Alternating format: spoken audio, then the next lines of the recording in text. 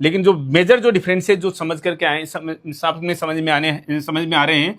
कि पेंशन की अगर हम बात करें, ओपीएस को पेंशन मिलेगी, यस मिलेगी, एनपीएस को भी मिलती है, ओपीएस को भी मिलेगी, यूपीएस को भी मिलेगी। लेकिन जब पेंशन की बात होगी तो किस तरीके की पेंशन मिलेगी? ओपीएस में सबको पता है कि लास्ट पे ड्रोन का 50%, लास्ट पे ड्रोन मींस बेसिक का 50% प्लस जो डियरनेस रिलीफ जो डीए जो होता है इंक्लूड रहता है। एनपीएस में ऐसा कोई प्रावधान नहीं था। आपकी जो भी एन्युटी के अंदर जो भी आपकी इन्वेस्टमेंट है सुपर एन्युएशन पर, उससे ही आपको पेंशन मिलेगी, जो कि मार्केट बेस्ड है, जिसका कोई निश्चित अमाउंट नहीं है, कभी भी फिक्स नहीं है, किसी को भी नहीं पता है। यूपीएस में सेम आपने ओपीएस की तरह से एक फिक्स अश्योर पेंशन देने की कोशिश की, ठीक है, उसमें भी थोड़ी सी चालबाजी दिखाई गई है कि हम पूरे 12 महीने का, और 12 महीने का क्या, जो आपका जो मीन्स लास्ट जो 12 मंथ्स की जो पे है जो सुपर एन्युएशन पर, उसका हम वो एवरेज निकालेंगे और उसका 50%, चलो कोई दिक्कत नहीं है, 1000-2000 रुपए से कोई फर्क नहीं पड़ता। और आपने इसमें इन्फ्लेशन इंडेक्सेशन को भी रख दिया, कोई दिक्कत नहीं है, यहां तक हमें कोई इश्यू नहीं है। एनपीएस की बात वहीं की वहीं रह गई थी। डीएडीआर का बेनिफिट आपने दे दिया, इसके अंदर नहीं था, इसके अंदर दे दिया, ठीक है जी।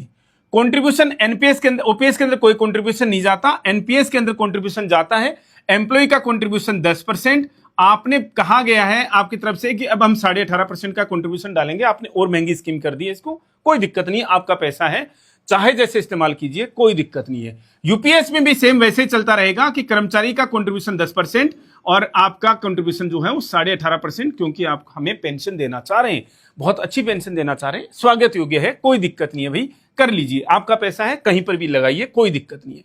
सिक्योरिटी की बात आती है तो ओपीएस में सिक्योरिटी है, इसमें भी सिक्योरिटी आपने दे दी, मान लिया इसमें सिक्योरिटी नहीं है। वीआरएस के ऑप्शन की जब बात आएगी तो मोदी जी आपके लिए जो शब्द निकल रहे हैं, वाह मोदी जी वाह, ये वहीं से ही इनका उद्गम स्थल जो है वो यहीं से ही है। वीआरएस को लेकर के एक और है अभी तक इस चीज में, वीआरएस को लेकर के ओपीएस में आपने 20 साल की क्वालिफाइंग सर्विस रख रखी है, एनपीएस में भी आपने लेटेस्ट में जब अमेंडमेंट्स किए तो 20 साल की क्वालिफाइंग सर्विस रख दी थी, ठीक है। यूपीएस में आपने unified that is not justified, जो इसमें आपने क्वालिफाइंग सर्विस 25 ईयर्स कर दिया, कोई दिक्कत नहीं, एक बार के लिए स्वीकार कर लिया। लेकिन हाल ही में क्या, कल ही जब प्रेस वार्ता में cabinet secretary Shri TV Somanathan ji से पूछा गया कि वीआरएस के बारे में आपका क्या विचार है, तो उन्होंने जवाब दिया कि इसके लिए क्वालिफाइंग सर्विस जो है वो 25 साल रहेगी। लेकिन उसके बाद का जो जवाब था वो बड़ा आश्चर्यजनक है, जिसके लिए हमारे मुंह से आपके सम्मान में शब्द निकल रहे हैं, वाह मोदी जी वाह, कि 25 साल पे आप वीआरएस तो ले सकते हैं लेकिन आपको पेंशन नहीं मिलेगी। पेंशन कब मिलेगी? जब आप 60 की एज तक पहुंच जाओगे। मोदी जी किसने देखी है 60 की एज? तभी तो बेचारा वो ले रहा है ना, वो तभी तो बेचारा वीआरएस ले रहा है। और सबसे बड़ी बात,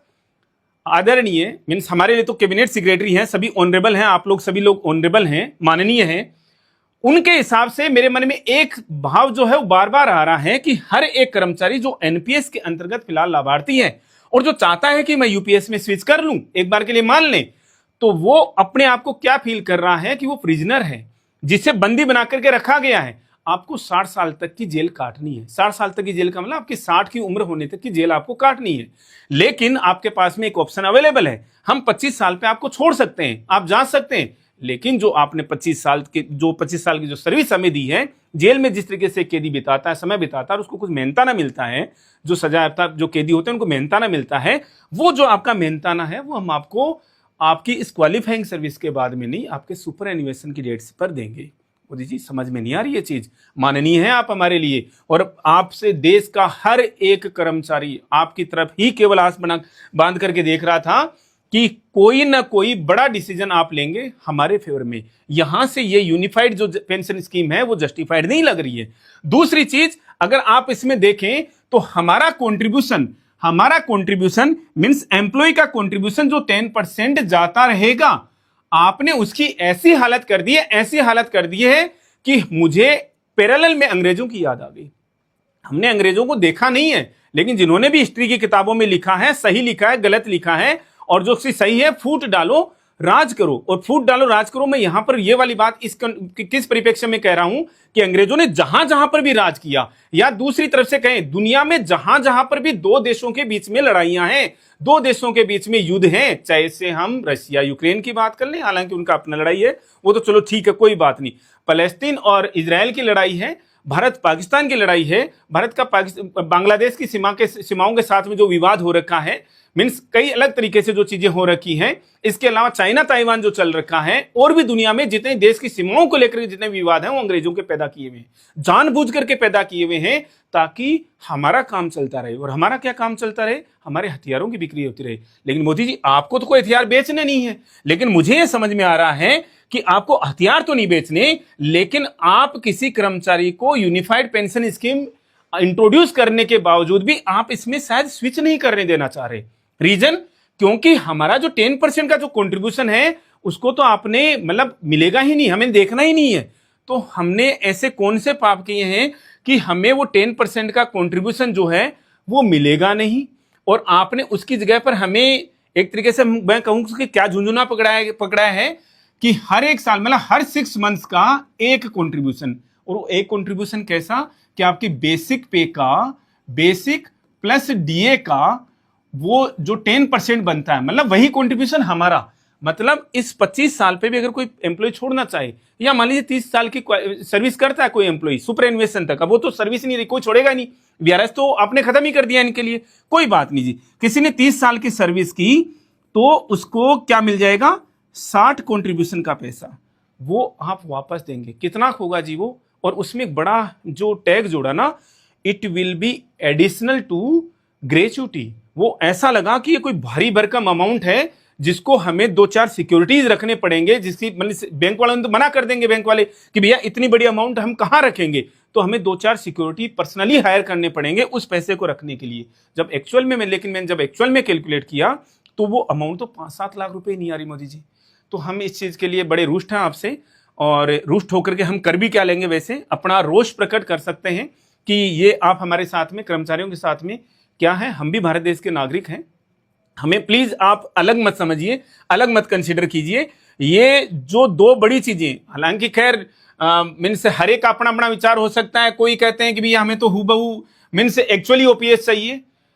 हम बार बार कह रहे हैं कि भाई नाम बदलने की जहां पर बात आ रही है, पहले ओपीएस फिर एनपीएस, और अभी उसी चीज का नाम बदल करके आप कह रहे हैं कि साहब ये यूपीएस जो है ये ओपीएस ही है, ये नाम बदला हमने और बेटर स्कीम है। तो हम कह रहे हैं इसका एक बार फिर से वापस नाम बदल दीजिए चाहे से, लेकिन ये दो चीजों पर प्लीज ध्यान दे लीजिए, जो कि दो सबसे बड़ी कमियां हैं। आप हमारा पैसा दे दीजिए वापस, जो भी कॉर्पस बनेगा हमारा, जिसमें रेशियो था, मैथमेटिशियंस आपके पास में बहुत सारे अच्छे अच्छे आर्थिक सलाहकार हैं, उनसे उस समय पूछ लीजिएगा कि इस पर्टिकुलर एम्प्लॉय का कितना कंट्रीब्यूशन था रेशियो के अंदर, और हमें वही चाहिए जो टोटल कॉर्पस बन जाएगा ब्याज के साथ में, हमें उसका केवल वही रेशियो के अंदर दे दीजिए। और एक आधी चीजें यहां पर देख लीजिए, और एक आधे सुधार और जो अभी तक समझ में नहीं आ रहे हैं, अभी तक तो गैजेट आया नहीं है, जो देखने के बाद में पता चलेगा। आपसे हाथ जोड़ करके विनती है, कर्मचारी आपसे हाथ जोड़ करके विनती कर सकता है, और कोई दिक्कत नहीं है। जब कोई भी टीवी न्यूज चैनल खोलते हैं या आपके किन्हीं मंत्रियों से, माननीय मंत्रियों से पूछा जाता है, तो कहते हैं कि साहब ओपीएस पे स्विच करना फाइनेंशियल बर्डन है। हमें पता है वो किस तरीके का फाइनेंशियल बर्डन है, कि हमें तो हम आप बार बार कहते हैं हमें बुला लीजिए आप मीटिंग में कभी भी, हालांकि हम बड़े आपके सामने इतना ओहदा रखते नहीं है। हम प्रूव कर देंगे कि एनपीएस जो है वो ओपीएस की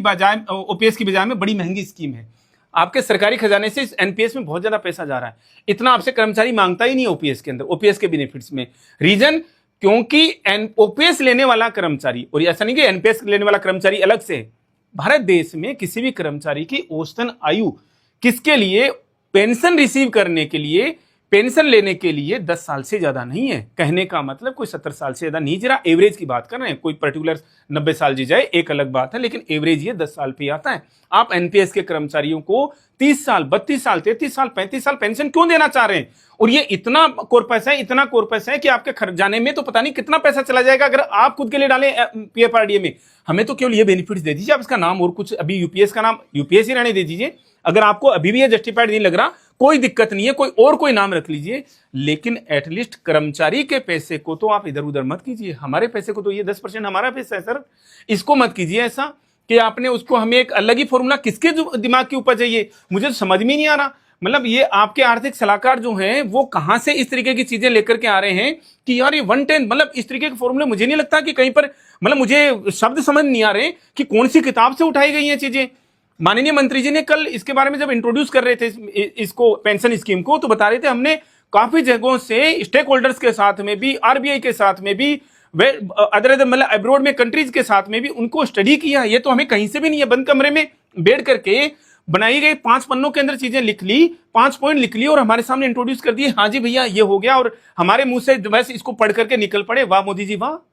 तो ठीक है मोदी जी, ये चीजें प्लीज हाथ जोड़ करके विनती कर रहे हैं हम आपसे, हमारे इस पैसे का, इस जो 10% है हमारा पैसा है, हमने पहले ही बोला है ये 18.5% की जगह पर 28.5 डालिए, हमें कोई दिक्कत नहीं है। हमें इस तरीके का कोई और कॉर्पस चाहिए भी नहीं कि आप वो नॉमिनी को पैसा दे देंगे उसकी मीन्स डिजीज के मीन्स डिमाइज के बाद में, ऐसा कुछ हमें चाहिए भी नहीं। आपको पता अपने फैमिली पेंशन ठीक है, बहुत अच्छी कर दी है, कोई दिक्कत नहीं है। इस यूपीएस का नाम आपको वापस चेंज करना पड़े, कोई दिक्कत नहीं है, कर लीजिए, लेकिन प्लीज हाँ ये पैसा हमारा वापस दे दीजिए, ताकि कर्मचारी के मन में जो एक दिमाग में एक बार बार जो चीज है क्या जीपीएफ को लेकर के, वो संशय खत्म हो जाए हमारा। आप जीपीएफ नहीं देना चाहते मत दीजिए, कोई दिक्कत नहीं है, लेकिन ये क्या कर दिया कि हमारे इस सारे के सारे पैसे को ये गायब हो गया एक तरीके से। वो मूवीज के अंदर नहीं दिखाते कि भैया पैसा पड़ा हुआ सामने, वो तो खैर कैमरे की करामात होती है, ये तो सामने से उठा लिया सर हमारा पैसा, कहां गया मतलब पता ही नहीं लगेगा कि किसी कर्मचारी का 1 करोड़ का कंट्रीब्यूशन अगर है ब्याज के साथ में, तो आपने उसको 3-4-5 लाख रुपए में सल्टा दिया। प्लीज हाथ जोड़ करके विनती है, अगर आप लोगों तक ये बात पहुंचती है, और हम बार बार कह रहे हैं और हमारा व्यू हम दे देते हैं कर्मचारी संगठनों, कर्मचारियों को, कि जब भी, अभी तो खैर 8-9 महीने हैं इस स्कीम को लॉन्च इंट्रोड्यूस होने में, और ये जो हमारा व्यू ये है कि अगर ये 2 चीजें नहीं है, वीआरएस का ऑप्शन ये नहीं है, मीन्स आपको पेंशन यहाँ से नहीं मिलती है और ये 10% पैसा आपको नहीं मिलता है, तो मुझे नहीं लगता कि कोई यहाँ से इसको ऑप्ट करने वाला है, क्योंकि इसकी बजाय में तो एनपीएस जो है वो बहुत बहुत बहुत ज्यादा फायदेमंद हो गई है आपके हिसाब से तो। और हमें सर ऐसे लग रहा है कि आपने शायद ये इसी स्कीम को और ज्यादा स्ट्रेंथन करने के लिए ऐसा किया है, और ज्यादा स्ट्रेंथन करने के लिए किया है, तो प्लीज इसी में कुछ आप ऐसा कर देते कि एश्योर्ड पेंशन मिलेगी जी आप हमें। इतनी चीजें सर क्यों घुमा रहे हैं, पैसा लगता है सर, हम तो अपने छोटे छोटे बिल्स कई बार कोई मीन्स समझदार कर्मचारी 200-400 रुपए के बिल इसलिए नहीं लगाता कि यार उसके पीछे हजारों का खर्चा तो ऐसे ही हो जाएगा, मीन्स उसमें जब प्रोसीडिंग्स होती हैं, मीन्स क्लेरिकल प्रोसीडिंग्स जब होती हैं, तो सर प्लीज इतनी ये क्लेरिकल काम मत बढ़ाइए। आपको इसको स्ट्रेंथन करना था, आपको ये सोचना था कि यार हमें तो इसी में स्विच करके रखना है, तो ये अननेसेसरी सर 1.5 साल से आपकी कमेटी बनी हुई थी, कुछ किया नहीं उन्होंने, और लास्ट में इस तरीके की स्कीम लेकर के आई है जिसका कोई मीनिंग नहीं है। ठीक है आपने शॉर्ट पेंशन दे दी, कोई दिक्कत नहीं है, लेकिन सर ये क्या किया, मुझे सर वीआरएस जाना है तो मतलब मैं 25 साल पे वीआरएस चला जाऊं और मेरी एक्चुअल सुपरएन्युएशन की डेट आएगी इसके भी 8 साल के बाद में, मतलब मैं 8 साल क्या खाऊंगा सर,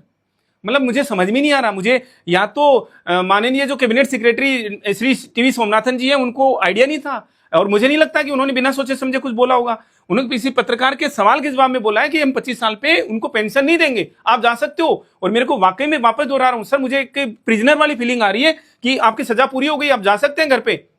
लेकिन आपको पेंशन जो है, जो आपका मेहनताना है, वो इसके भी 6-7-8 साल बाद जब भी आपके 60 की एज हो जाएगी तब मिलेगा।